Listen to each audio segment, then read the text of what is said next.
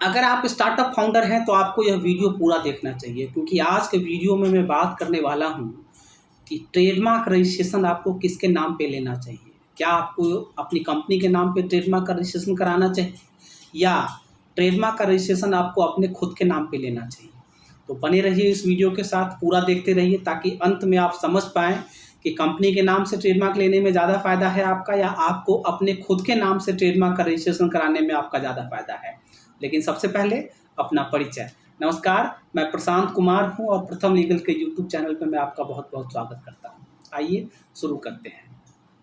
सबसे पहले समझते हैं कि अगर आप स्टार्टअप फाउंडर हैं या अगर आप कोई बिजनेस ओन करते हैं तो आपको अपनी कंपनी के नाम से ट्रेडमार्क क्यों नहीं लेना चाहिए। ट्रेडमार्क का रजिस्ट्रेशन या किसी भी ब्रांड नेम या इंटेलेक्चुअल प्रॉपर्टी का रजिस्ट्रेशन आपको अपने खुद के नाम पे क्यों लेना चाहिए, उसका मैं बेनिफिट समझाता हूँ। अपने आपको बाकी चीज़ें समझ में आ जाएंगी। अगर आप बिजनेस करते हैं, अगर आप कंपनी चलाते हैं तो अपनी कंपनी से पैसे निकालने का केवल 2 या 3 ऑप्शंस है आपके पास। पहला ऑप्शन, अगर आप शेयर होल्डर हैं तो आपको कंपनी का बोर्ड जो डिविडेंड डिक्लेयर करेगा, एनुअल डिविडेंड या इंटरिम डिविडेंड, जब कंपनी को प्रॉफिट होगा तो कंपनी डिविडेंड डिक्लेयर करती है, मतलब कंपनी अपने लाभांश को अपने शेयर होल्डर्स के बीच में डिस्ट्रीब्यूट करती है। और आप अगर शेयर होल्डर हैं कंपनी के और आप जिस कंपनी के शेयर होल्डर हैं उस कंपनी के बोर्ड ऑफ डायरेक्टर्स ने अगर डिविडेंड डिक्लेयर किया है तो आपको उस डिविडेंड में आपकी शेयर होल्डिंग के हिसाब से जो हिस्सा बनता है वह हिस्सा मिलेगा। तो एक तो तरीका है कि कंपनी ने जब कभी भी डिविडेंड डिक्लेयर किया तो आपको वहाँ से कुछ पैसे मिलेंगे, लेकिन इस तरीके में आप पूरी तरीके से कंपनी पर डिपेंडेंट होते हैं। जो कंपनी को जो बोर्ड ऑफ डायरेक्टर्स चलाते हैं, आप उनके ऊपर डिपेंड करता है कि वो जब कभी भी डिविडेंड डिक्लेयर करना चाहेंगे तो करेंगे, अगर नहीं करेंगे तो नहीं मिलेंगे।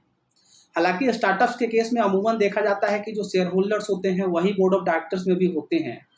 तो अल्टीमेटली यहाँ पे डिसीजन आपके हाथ में ही है कि अगर कभी आपको लगता है कि कंपनी के पास प्रॉफिट है और कंपनी अपने इस प्रॉफिट को अपने शेयर होल्डर्स के बीच में डिस्ट्रीब्यूट कर सकती है तो आप एज ए डायरेक्टर या डिसीजन लेते हैं कि ठीक है, इस प्रॉफिट को डिस्ट्रीब्यूट किया जाए, डिविडेंड डिक्लेयर किया जाए, और आप डिविडेंड डिक्लेयर करते हैं और एज ए शेयर होल्डर उसका बेनिफिट आपको मिलता है, आपका हिस्सा मिलता है। एक तो तरीका हो गया कि आपको कंपनी से एज ए डिविडेंड पैसा मिलता है।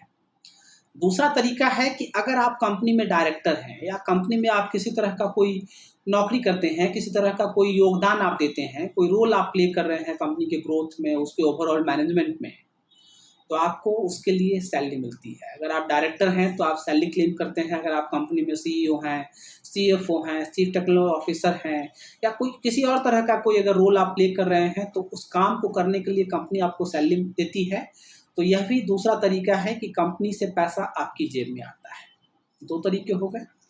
तीसरा तरीका है कि आप अगर कंपनी के बिहाफ पे कुछ एक्सपेंसेस करते हैं, कुछ अगर आपने खर्च किया है तो आप एज ए रिम्बर्समेंट क्लेम करते हैं, लेकिन रिम्बर्समेंट आपके लिए आमदनी नहीं है, वो पैसा आपने पहले एडवांस में खर्च किया और उसके बदले में कंपनी आपको उस पैसे को रिम्बर्स कर रही है, तो यह आपकी आमदनी नहीं है। लेकिन कई सारे लोग रिम्बर्समेंट्स वगैरह क्लेम करके भी कंपनी के खातों से पैसे अपने खाते में लेते हैं। 3 तरीके हैं। लेकिन अगर मैं आपको बताऊं कि आपका इंटेलेक्चुअल प्रॉपर्टी, आपका जो ट्रेडमार्क है, आपका जो ब्रांड नेम है, आपका जो लोगो है, आपका जो कॉपीराइट है, जिसको आपने बहुत मेहनत करके सोचा है, जिसको आपने बहुत मेहनत करके बिल्ड किया है, यह भी एक डिवाइस हो सकता है आपके लिए आपकी कंपनी से पैसा निकाल करके आपकी अपनी जेब में डालने का, और पूरी तरीके से लीगल तरीका हो तो कैसा रहेगा। तो पहला बेनिफिट आपको अपनी कंपनी के नाम से ट्रेडमार्क नहीं कराने का यह मिलता है।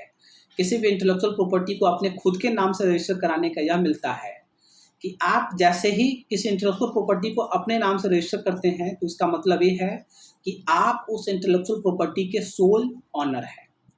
आपको उस इंटेलेक्चुअल प्रॉपर्टी को यूज करने का पूरा अधिकार है और आप अपने उस अधिकार को किसी और को भी ट्रांसफर कर सकते हैं। बदले में आपको कुछ फीस मिलेगी, आप कोई लाइसेंस एग्रीमेंट कर सकते हैं और उस एग्रीमेंट के माध्यम से किसी दूसरे व्यक्ति को या संस्था को आप यह राइट दे सकते हैं कि जो आपका इंटेलेक्चुअल प्रॉपर्टी है उस इंटेलेक्चुअल प्रॉपर्टी को दूसरा व्यक्ति या संस्था इस्तेमाल करे अपने ट्रेड और कॉमर्स में, और उसके बदले में आपको हर साल, हर महीने, हर क्वार्टर में कुछ फीस पे करे।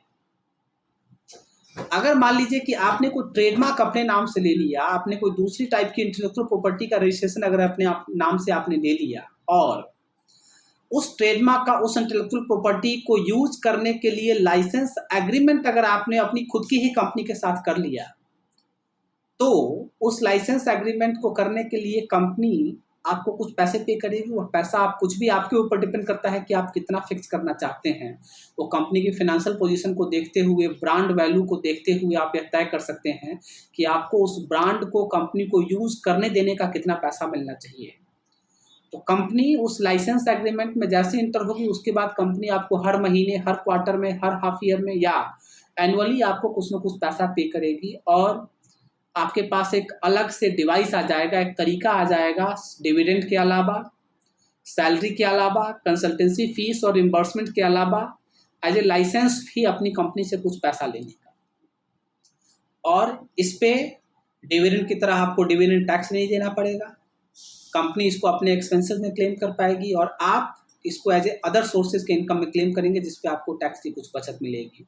और इस सब से ऊपर अगर इनकम वाले पॉइंट को अगर हम लोग साइड भी कर दें, छोड़ भी दें, तो भी आपको अपने नाम से इंटेलेक्चुअल प्रॉपर्टी लेने का बेनिफिट ये मिलेगा कि आपका कंट्रोल रहेगा हमेशा कंपनी पे। आजकल जो स्टार्टअप्स का इकोसिस्टम है कि स्टार्टअप्स जब बड़े होते हैं तो जनरली देखा गया है कि इन्वेस्टर्स किसी प्रोफेशनल चीफ एग्जीक्यूटिव ऑफिसर को लाते हैं, प्रोफेशनल लोगों को अपनी कंपनी को चलाने के लिए लाते हैं, और जो फाउंडर्स होते हैं उनका रोल केवल एज ए शेयर होल्डर और बोर्ड के एक मेंबर की तरह रह जाता है।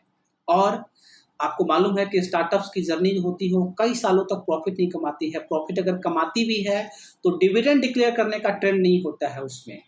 तो अगर आप किसी स्टार्टअप में शेयर होल्डर भी हैं, लेकिन अगर आप उसके मैनेजमेंट में नहीं हैं और स्टार्टअप बहुत बड़ा हो गया, तो भी आपको कुछ मिलता नहीं है। मतलब मैं आपको फ्लिपकार्ट का एग्जांपल देता हूँ। फ्लिपकार्ट को आज प्रोफेशनल लोग चलाते हैं, जो उस कंपनी को में जो इन्वेस्टर्स हैं, वह इन्वेस्टर्स लोगों ने अपने लोगों को उसमें as a employee, chief executive officer, chief technology officer वगैरह अपॉइंट किया हुआ है।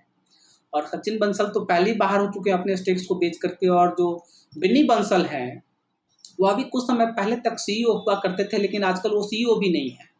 तो आप सोचिए कि अगर बिन्नी बंसल फ्लिपकार्ट में उनकी कुछ शेयर होल्डिंग है भी, तो उनको फ्लिपकार्ट से मिल क्या रहा है?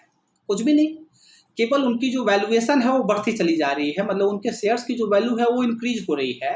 लेकिन पहले जब वो कंपनी में फुल टाइम एम्प्लॉय हुआ करते थे, सीईओ थे, तो उनको हर महीने 2-4 करोड़ रुपए की सैलरी मिलती थी, कंपनी के खर्चों पे घूमना फिरना होता था, कंपनी की तरफ से गाड़ी, ड्राइवर और बाकी सारी सुविधाएं मिली, तो वो कुछ भी नहीं मिलता उनको। और फ्लिपकार्ट से किसी भी तरह की आमदनी के लिए अब बिन्नी बंसल फ्लिपकार्ट के बोर्ड पे डिपेंडेंट हैं कि बोर्ड अगर चाहेगा, अगर कुछ डिविडेंड डिक्लेयर करेगा तो उनको एज ए शेयर होल्डर उस डिविडेंड में कुछ हिस्सा मिलेगा। बोर्ड अगर चाहेगा कि उनको कोई फुल टाइम रोल दिया जाए, तो उस रोल को प्ले करने के लिए बिन्नी बंसल को कुछ सैलरी मिलेगी।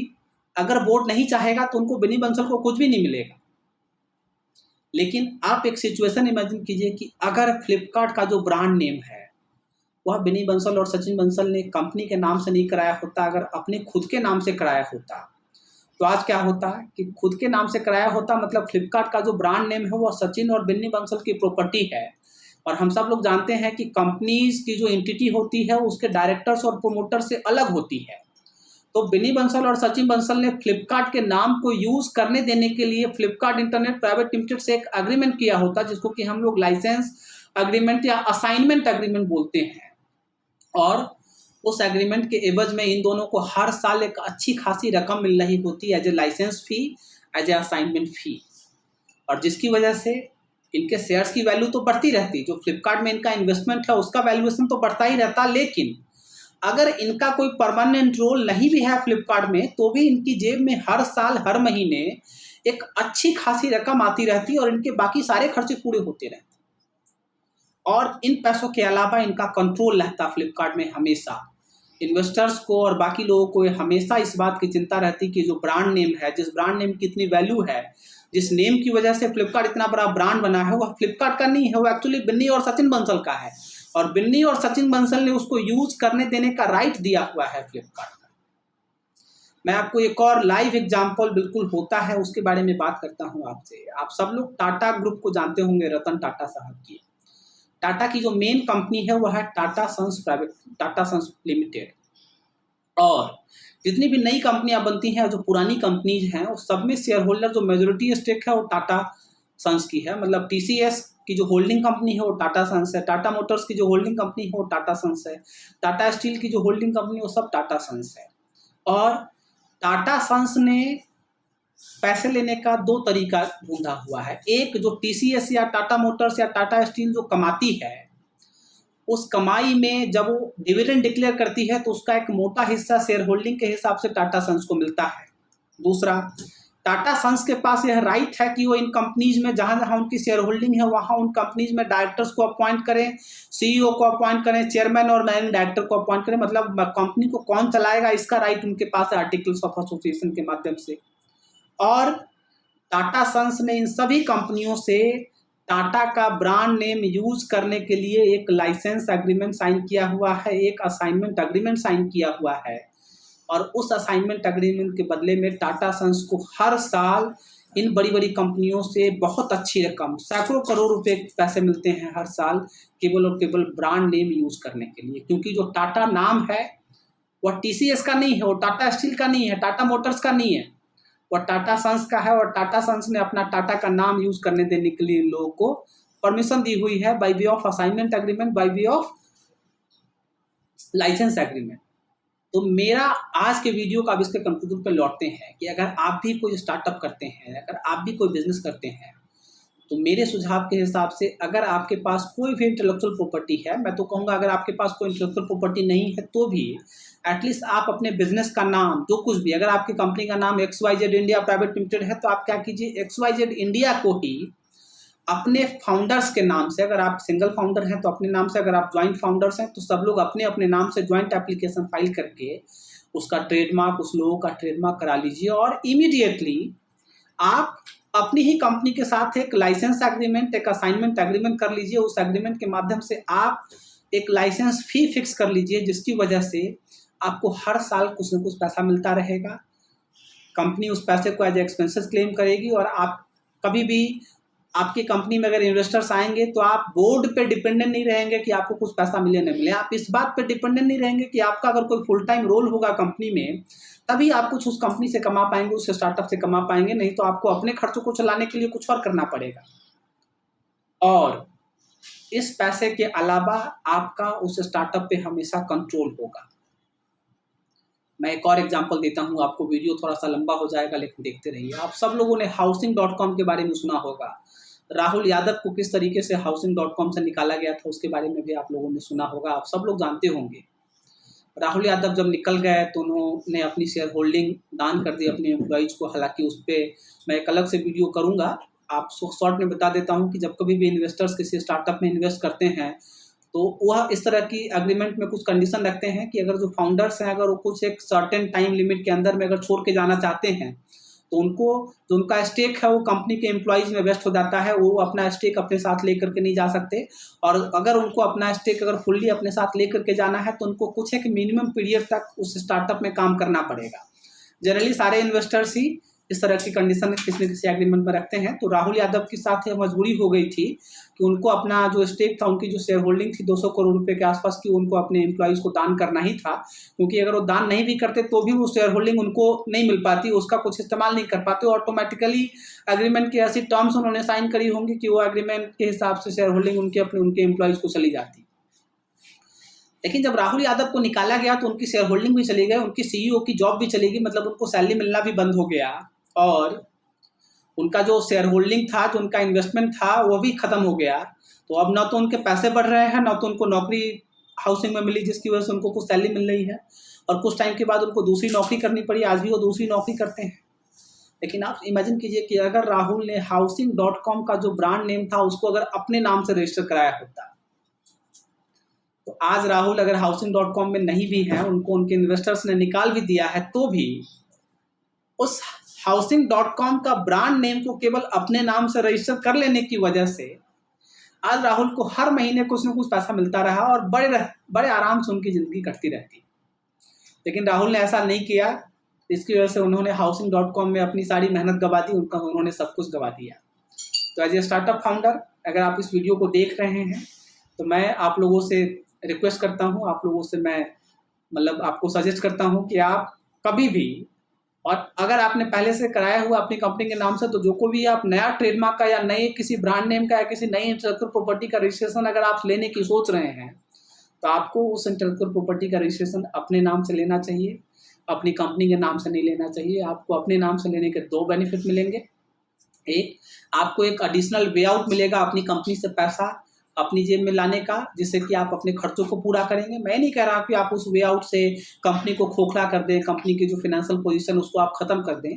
मैं केवल आपसे यह कह रहा हूं कि उस एक तरीके से आप कंपनी की जेब से कुछ पैसा अपनी जेब में लेकर के आप पाएंगे, जो कि एक लीगल तरीका होगा, और उससे आपके अपने खर्चे भी पूरे होते रहेंगे। आपको सैलरी और डिविडेंड के अलावा एक एडिशनल तरीका मिल जाएगा। और दूसरा, एक इंटेलेक्चुअल प्रॉपर्टी जो कि आपके नाम पे है और जिसका आपकी कंपनी के ग्रोथ में, आपकी कंपनी के ऑपरेशन में, आपकी कंपनी के बिजनेस के लिए बहुत महत्वपूर्ण हो गया, बहुत इंपॉर्टेंट हो गया है, उसकी ज़रूरत है कंपनी को।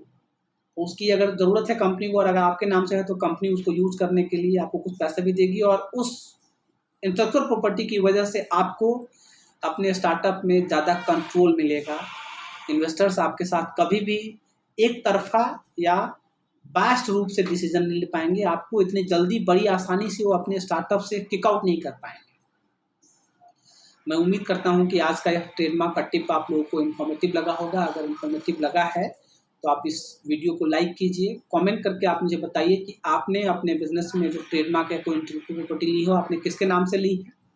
अपने बिजनेस के नाम से लिया है, आपने खुद के नाम से लिया है? और अगर आपने अभी तक मेरे चैनल को सब्सक्राइब नहीं किया है तो आप प्लीज़ इसको सब्सक्राइब कर दीजिए।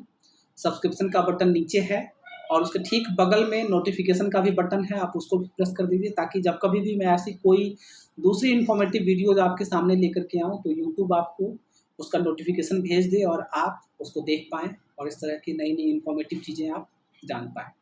तब तक के लिए नमस्कार, बहुत बहुत धन्यवाद आपका वीडियो देखने।